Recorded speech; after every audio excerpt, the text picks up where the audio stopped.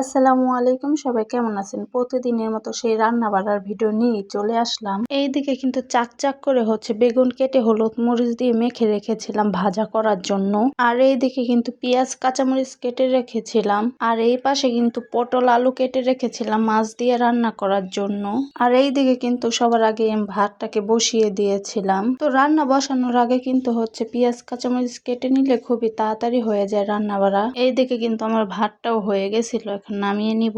আর এইদিকে কিন্তু তেল গরম করে তারপরে বেগুন ভাজা করে নিচ্ছিলাম। বেগুনগুলা দেওয়ার পরে কিন্তু হালকা আঁচে ভাজতে হবে। এখন কিন্তু আমি উল্টে পাল্টে একটু নেব। আমার কিন্তু বেগুন ভাজার থেকে বেগুন ভর্তাটাই আমার অনেক পছন্দ হয়। তবে কিন্তু বেগুন ভাজা তোমাদের ভাইয়ার আর আমার শ্বশুরের খুবই পছন্দের। এই তো এইদিকে কিন্তু আমার লাল লাল করে বেগুন ভাজা হয়ে গেছিল, এখন নামিয়ে নিব। আর এইদিকে পেঁয়াজ কাঁচামরিচ ভেজে নিব বেরেস্তার মতো করে বেগুনের উপরটা দেওয়ার জন্য।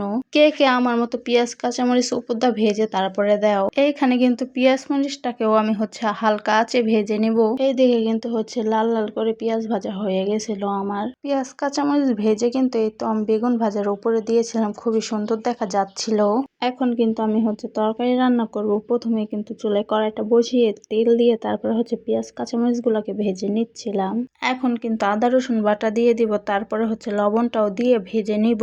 লবণ দিয়ে নেড়ে তার কিছুক্ষণ পরে কিন্তু আমি এখানে হলুদ মরিচের গুঁড়াটাকে দিয়ে তারপর সুন্দরভাবে কষিয়ে নিব।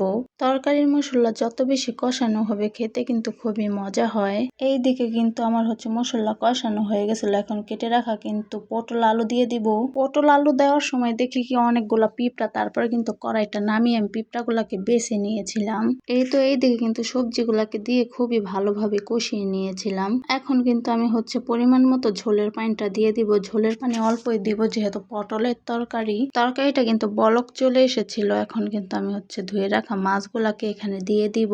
এক এক করে কিন্তু এখানে আমি সবগুলা মাছই দিয়ে তারপর একটু নেড়ে নিব।